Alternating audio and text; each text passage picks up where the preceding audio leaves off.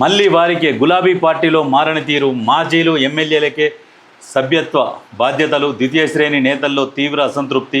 ఇప్పటికే సొంత వర్గానికి ప్రయారిటీ ఇస్తున్న ఇన్ఛార్జీలు అధికారం కోల్పోయిన మారని కలుపుకోని వైఖరి. ఇప్పటికీ నియోజకవర్గాల్లో నేతలపై తీవ్ర వ్యతిరేకత. సమన్వయకర్తల నియామకాల్లోనూ మాజీల మార్క్. పార్టీ నిర్ణయంపై కార్యకర్తల గుస్సా. పార్టీ కార్యక్రమాలకు దూరంగా కొందరు. పరిస్థితి ఇలాగే కొనసాగితే గుడ్ బై చెప్పే ఛాన్స్. అయితే సభ్యత్వ నమోదులో కూడా మాజీలు ఎమ్మెల్యేలు వాళ్ళ వర్గాన్ని వాళ్ళకే సంబంధించిన వాళ్ళకే ప్రయారిటీ ఇస్తున్నారు. సెకండ్ క్యాడర్ నాయకులకు అవకాశం అసలు ఎందులో కూడా కల్పిస్తలేరు. ఇట్లనే కొనసాగితే గుడ్ బై చెప్పే అవకాశం ఉన్నదంట. గుడ్ బై ఆల్రెడీ చాలామంది గుడ్ బై చెప్పిర్రు. ఇక కూడా భవిష్యత్తులో అనేది బీఆర్ఎస్ అనేది కనపడదు. ఇది వాస్తవం. ఎందుకంటే వీళ్ళు పరిపాలించిన తీరు కూడా మహాఘోరంగా పరిపాలించింది. ఒక 10 సంవత్సరాలలోనే 8.5 లక్షల కోట్ల అప్పు చేసి రాష్ట్రానికి పెట్టుబడులు రాకుండా చేసిన ఘనత కేసీఆర్ది. అప్పటి వరకు అప్పు తెచ్చుకొని అప్పటి వరకు తింటే మరి తెల్లారి ఏం తినాలి?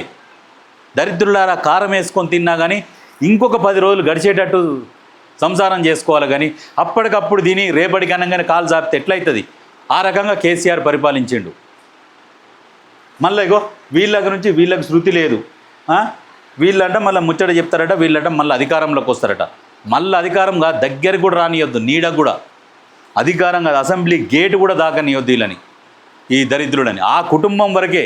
నేను అందులో ఉన్న మిగతా నాయకులను నేను అనట్లేదు, గుర్తుపెట్టుకోరి. మిగతా నాయకులకు ఎటువంటి సంబంధం లేదు పరిపాలనలో. కాకపోతే వాళ్ళు ఒక ఎంప్లాయీగా ఉన్నారు కానీ తప్పితే వాళ్ళ నిర్ణయాలు అనేది ఏమీ లేవు. ఓన్లీ ఆ కుటుంబం తీసుకున్న నిర్ణయాలే ఇవాళ తెలంగాణ పాలిట శాపమై తెలంగాణ అప్పుల కుప్ప అయి కూర్చున్నది. మిగతా నాయకులు ఓకే మంచోళ్ళే, కానీ మిగతా నాయకులకు మనం ఓటేస్తే మళ్ళీ ఆ కుటుంబం అధికారంలోకి వస్తుంది. ఆ కండువ కప్పుకున్న వాళ్ళకి ఎవ్వరికి కూడా ఓట్లు వేయొద్దు.